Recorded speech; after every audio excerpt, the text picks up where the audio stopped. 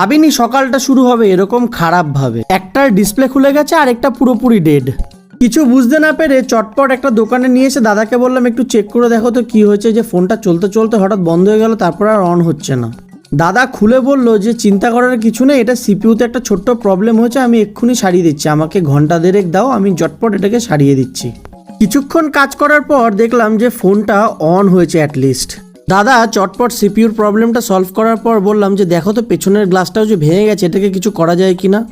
বললো তুমি একবার ফোনটা চেক করে দেখে নাও যে সব কিছু ঠিকঠাক আছে কিনা। আমি দেখে নিলাম যে ক্যামেরা সব ঠিকঠাক কাজ করছে কিনা, নাহলে আমার ব্লগ করা তো গেল।